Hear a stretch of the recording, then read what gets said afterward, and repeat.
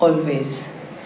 But if it comes at a perversely punctual moment, when, as with Mrinalini, you are a step away from great fulfillment, it looks as though it is willed. Dilu's death reads like an oracular declaration. She now assumes, as she almost already did, a mythic caste. Amrita Shergill died a week before her major exhibition on 6 December 1941. Ardently prepared, this show was her exalted comeback to the cosmopolitanism of Lahore that she has missed while in Saraya. She possibly died because an illness harbored in her body exploded from too much work. Dilu had confessed to a friend that to see her life's work around and beside her in a retrospective that she did not expect to happen made this her happiest moment. What she did not witness is how its magnificence prevailed. And even those who were not believers gave her back the aura she presumed was hers by right of being the artist that she was. Sitting in a cloud of smoke in her recent well-praised exhibition of bronzes at Nature Mort, Dilu asked me in a manner both perplexed and provocative. She said, "People say I'm a modernist and not contemporary. So Geeta, what does that mean?" I gave her some teasing answer. But it is obvious she believed in the modernist mantra that matched the modernist mantra where it matched Indian aesthetics of compacting sacred and the profane, the erotic and the uncanny, the indigenous and the universal.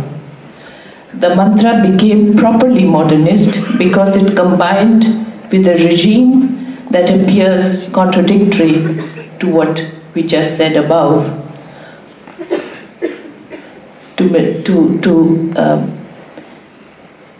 truth to material, medium specificity, formal consistency, and frontality.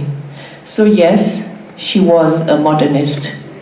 The question, modernist or and contemporary or as living traditions, this was imbibed from her first mentor, K.G.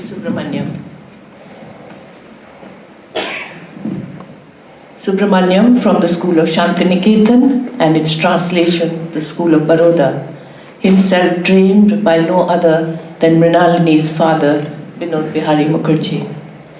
In Delhi's Garhi studios, Dilu chose Swaminathan as friend and mentor. And Kalidas has already spoken about it. I will be saying things which are very similar to Kalidas. Swaminathan as friend and mentor, and Swami was the one person in all of Indian art at that time who lit into the modern, into modernity like a savage and refused what he called its imperialist and historicizing urge. For him, the contemporary was the more generous, if neutral, category because it included the indigenous and bypassed tradition.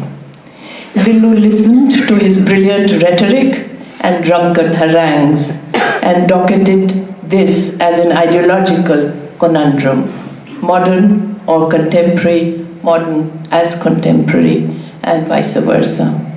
The fact is that the two of them, Dilu and Swami, exactly 20 years apart in age, were willfully modernist in their artist persona. Each pursued the existential project of acting out unruly individuality. Swami was intractable, pugnacious, and seductive. Dilu, vain and valiant.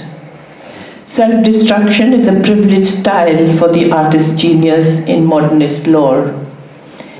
Swami and Dilu were determined to smoke and drink themselves to death.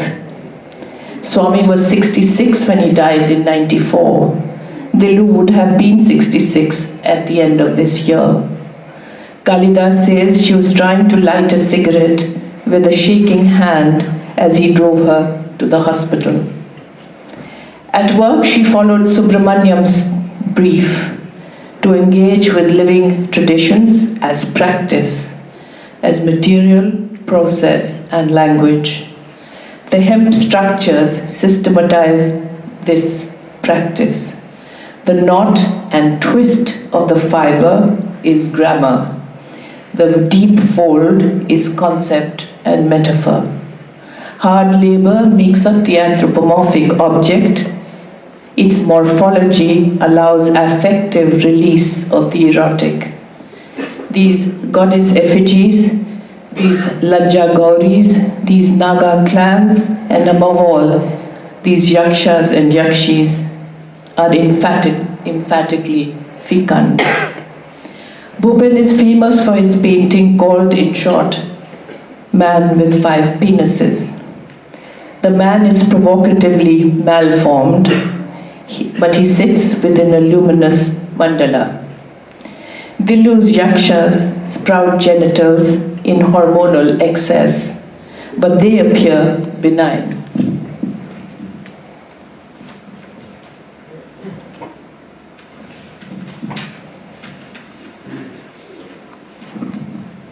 The bronzes she began making in the last 2 decades are more magnificently organic.